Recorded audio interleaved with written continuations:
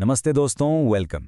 आज हम एक ऐसी चीज़ के बारे में बात करने वाले हैं जो सक्सेसफुल इन्वेस्टिंग का सबसे बड़ा सीक्रेट है, पर आयरॉनिकली इस पर सबसे कम ध्यान दिया जाता है। हाँ, हम बात कर रहे हैं द साइकोलॉजी ऑफ मनी।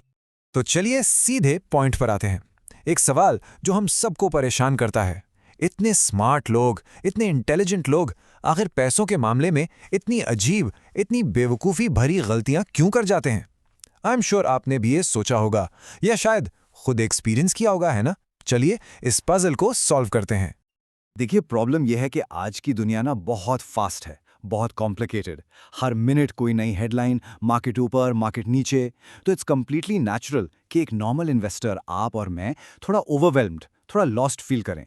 और जब ऐसा होता है ना, तो दिमाग जो लॉजिक से सोचना चाहिए वो पीछे हट जाता है और सारे डिसीजंस इमोशंस लेने लगते हैं। फियर, ग्रीड, बस यही चलता है।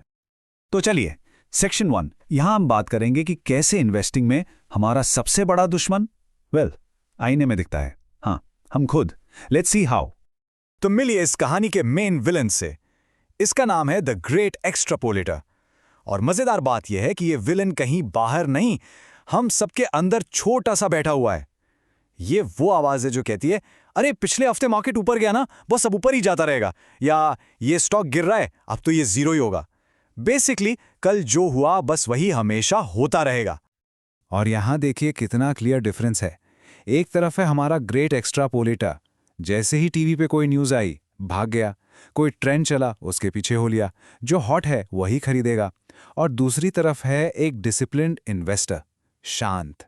उसका एक प्लान है, वो इस शॉर्ट शराबे को, इस नॉइस को बिल्कुल इग्नोर करता है। वो चीज़ खरीदता है जिसमें वैल्यू है, ना कि जो बस चल रहा है। तो ठीक है, हमने ग्रेट एक्स्ट्रापोलेटर की आदत तो समझ ली, लेकिन इसकी कीमत क्या है? इस तरह से इन्वेस्ट करने का अंजाम क्या होता है? चलिए देखते हैं। एक रियल लाइफ एग्जाम्पल लेते हैं। ये बात है 1989 की। कंपनी थी AMR कॉर्प, यानी अमेरिकन एयरलाइंस। मार्केट में एक जोरदार अफवाह, एक र्यूमर फैल गई कि कंपनी का टेक ओवर होने वाला है। अब बस इतना सुनना था कि लोग पागलों की तरह स्टॉक के पीछे भागने लगे। लॉजिक, एनालिसिस सब साइड में, बस ट्रेंड फॉलो करना था। और अब आती है सबसे हैरान करने वाली बात। पता है लोग क्या कर रहे थे? वो $160 का रिस्क ले रहे थे। For what? सिर्फ $13 के पॉसिबल प्रॉफिट के लिए। सोच के देखिए, आप 160 पैसे दांव पर लगा रहे हैं, ये सोचकर कि शायद ₹13 मिल जाएंगे। It's crazy. और ये सब क्यों हो रहा था? FOMO, fear of missing out, कि कहीं ये अपॉर्चुनिटी हाथ से निकल ना जाए।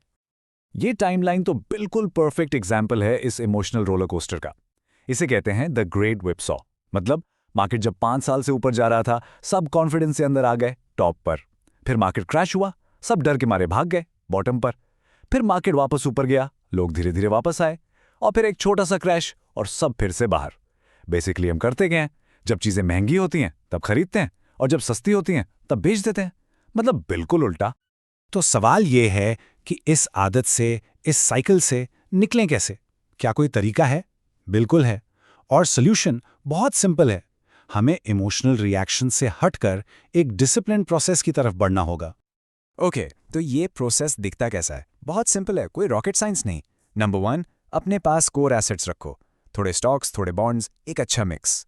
नंबर 2, ये बात एक्सेप्ट कर लो कि मार्केट साइकिल्स में चलता है, कभी कुछ अच्छा करेगा, कभी कुछ और, सबका टाइम आता है। नंबर 3, अगर नहीं समझ आ रहा तो एक्सपर्ट से मदद लो, प्रोफेशनल को हायर करो। और नंबर 4, जो सबसे इंपॉर्टेंट है, बस रेगुलरली इन्वेस्ट करते रहो। और रेगुलरली इन्वेस्ट करने का सबसे बेहतरीन तरीका है डॉलर कॉस्ट एवरेजिंग, जिसे हम सब जानते हैं SIP के नाम से, सिस्टमैटिक इन्वेस्टमेंट प्लान। ये एक तरह से एक मैजिक ट्रिक है। पता है ये क्या करता है? ये आपको मार्केट के टॉप पर कॉशियस बना देता है और मार्केट के बॉटम पर एग्रेसिव। कैसे? सिंपल। जब आप हर महीने एक फिक्स्ड अमाउंट, मान लो ₹5000 इन्वेस्ट करते हो, तो जब मार्केट नीचे होता है आपको उस 5000 में ज़्यादा यूनिट्स मिलते हैं, और जब मार्केट ऊपर होता है तो कम यूनिट्स। तो ये सिस्टम आपसे ऑटोमेटिकली वो करवाता है जो करना सबसे मुश्किल है, सस्ते में ज़्यादा खरीदना और महंगे में कम। ठीक है, प्रोसेस समझ आ गया। अब आते हैं उस एक प्रिंसिपल पर, उस एक उसूल पर जो इस पूरे माइंडसेट की नींव है। ये लाइन अपने दिमाग में बैठा लीजिए। It's never the wrong time to put some more money with the right money manager. मतलब मार्केट को टाइम करने की कोशिश कि अब बॉटम है, अब टॉप है, ये सब बेकार की बातें हैं। असली सक्सेस टाइमिंग द मार्केट से नहीं, टाइम इन द मार्केट से आती है। मार्केट में टिकना जरूरी है, सही टाइम का इंतजार करना नहीं। ओके, अब हम उस पॉइंट पर आ गए हैं जिसका शायद आप इंतजार कर रहे थे। प्रोफेशनल इन्वेस्टिंग का सबसे बड़ा और शायद सबसे अजीब, सबसे सरप्राइजिंग सीक्रेट। बहुत सिंपल सी एनालॉजी है, you fly him, you don't build him. सोचो आप एक पायलट हो, आपका काम क्या है? प्लेन को ए से बी तक सेफ ले जाना। आपका काम प्लेन का इंजन डिजाइन करना या उसके विंग्स का एरोडायनामिक्स समझना नहीं है। सिमिलरली एक इन्वेस्टर का काम है अच्छे investment vehicles, mutual funds, stocks को यूज करना, ना कि उनके हर छोटे बड़े कंपोनेंट का एक्सपर्ट बनना। तो जब आपसे कोई पूछता है मार्केट कहाँ जाएगा, अगला HDFC बैंक कौन सा स्टॉक है, तो सबसे पावरफुल जवाब क्या हो सकता है? आपको लगेगा कि कुछ स्मार्ट सा एनालिसिस, कोई डेटा पॉइंट, लेकिन नहीं। असली पावरफुल जवाब बस 2 शब्दों में है, और वो 2 शब्द हैं आई डोंट नो, मुझे नहीं पता। Shocking right? लेकिन ये एक्सेप्ट करना कि आप, मैं या कोई भी फ्यूचर को प्रिडिक्ट नहीं कर सकता, ये कमजोरी नहीं है, ये ऑनेस्टी है, ये विजडम है। तो ये आई डोंट नो इतना पावरफुल क्यों है? क्योंकि एक सिंपल सा ट्रूथ है, लोग उस इंसान से नहीं जुड़ते जिसके पास सारे आंसर्स होते हैं। लोग उस इंसान से जुड़ते हैं जिस पर वो भरोसा करते हैं, बिलीव करते हैं। जब आप ईमानदारी से कहते हैं मुझे नहीं पता, तो सामने वाले का ट्रस्ट बिल्ड होता है, और तब फोकस प्रेडिक्शन से हटकर एक सॉलिड रिलायबल प्रोसेस पर आ जाता है, और वही तो हम चाहते हैं। तो चलिए सब कुछ क्विकली समराइज करते हैं। What did we learn today? पहली बात, आपका सबसे बड़ा दुश्मन आपके अंदर ही है, आपके इमोशंस। दूसरी, ट्रेंड्स के पीछे मत भागो, वरना हमेशा महंगा खरीदोगे और सस्ता बेचोगे। तीसरी, एक प्रोसेस बनाओ और उस पर टिके रहो। चौथी, मार्केट को टाइम मत करो, मार्केट में टाइम बिताओ। और पांचवी और सबसे इंपॉर्टेंट, ये कहने से मत डरो कि मुझे नहीं पता।